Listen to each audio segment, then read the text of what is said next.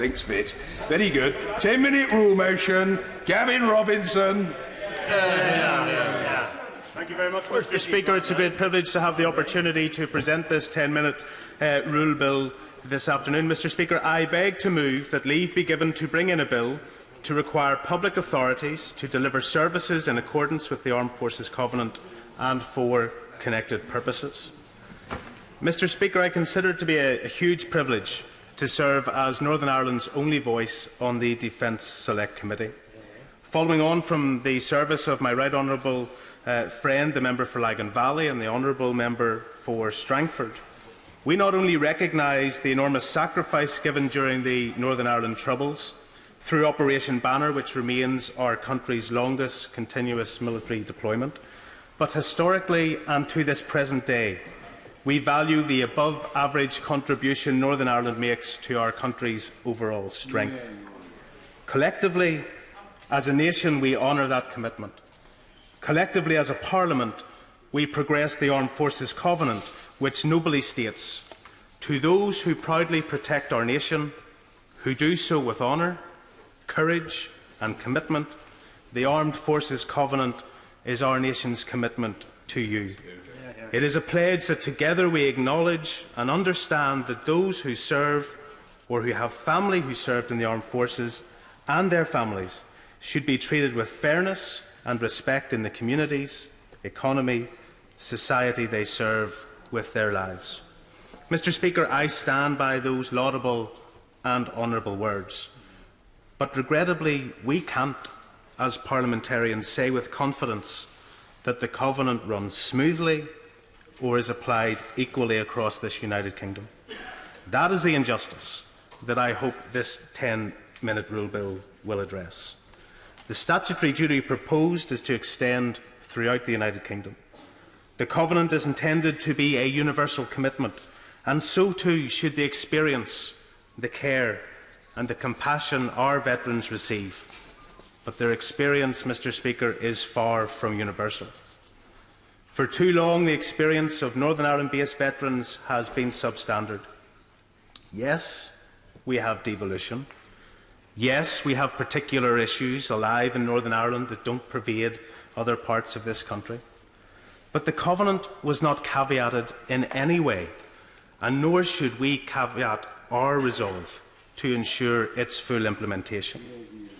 I recall the first occasion during scrutiny of the Covenant implementation report in the Defence Select Committee. I laid before the Minister for Veterans correspondence received from the Health Minister in Northern Ireland at the time, Sinn Féin's Michelle O'Neill.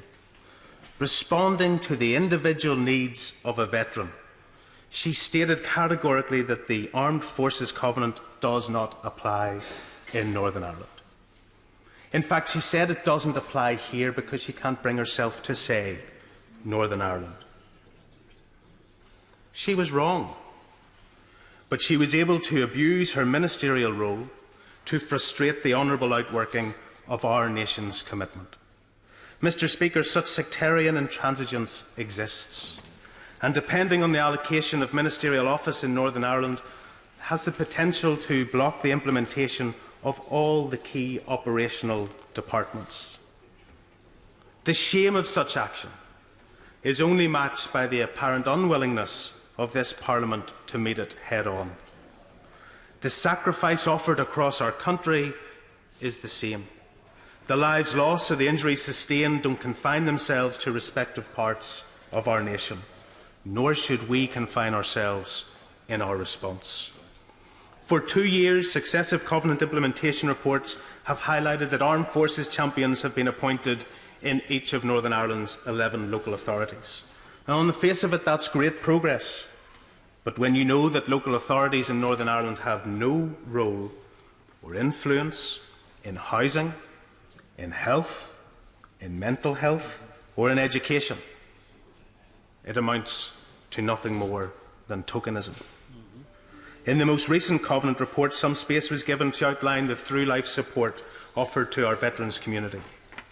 Mr. Speaker, I read with interest over 3 pages the great work being undertaken in England, with a further page for the work undertaken in Scotland, and yet another page for the work undertaken in Wales. Not a single line for Northern Ireland. Nothing. No encouraging progress, no hurdles to be overcome, no aspirations for the future. Nothing. When Border Force recruitment in Northern Ireland was suspended because one of the eligibility criteria they used was service in the armed forces, the tension between the Covenant and equality legislation in Northern Ireland became all too apparent.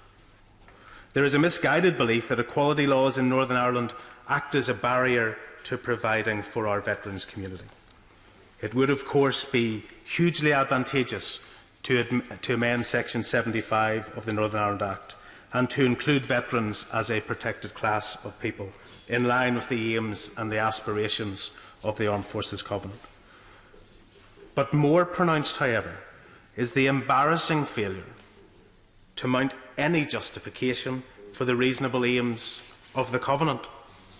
That's all Border Force had to do. But rather than justify the reasons why service in the armed forces was a sterling criteria demonstrating key skills that would enhance the application of any veteran, which is what the Northern Ireland Equality Commission simply sought, Border Force decided it was better to remove veterans' opportunity to serve their country once again. Shame. How dishonourable. Rather than advance their cause and their cause, Border Force pulled the rug from under those applicants. They were prepared to defend our country in their armed service career, and they were prepared to defend this country again through service in Border Force. And yet, this Parliament didn't manage to find ourselves defending their future career prospects. Given all the constraints and the seemingly intractable unwillingness to overcome them, I want to pay particular praise to the Reserve Forces and Cadets Association in Northern Ireland, who valiantly seek to serve our veteran population.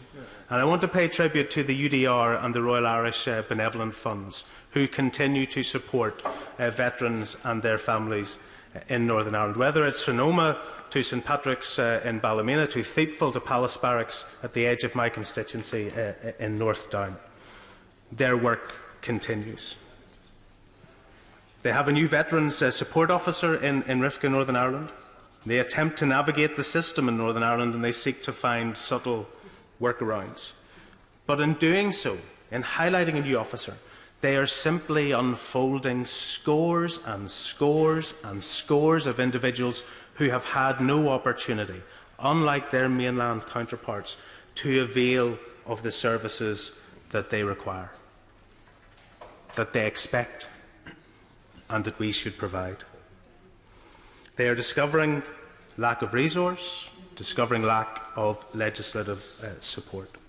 And I say that looking to the Minister for Veterans, knowing his personal commitment and knowing how he has engaged in matters arising in Northern Ireland, but not just Northern Ireland, because the issues of the Covenant not running smoothly apply right across this United Kingdom. And in the Defence Select Committee we are picking up the distinct differences of service in mental health provision and other support services, whether it's in Scotland or Wales or other parts of England as well.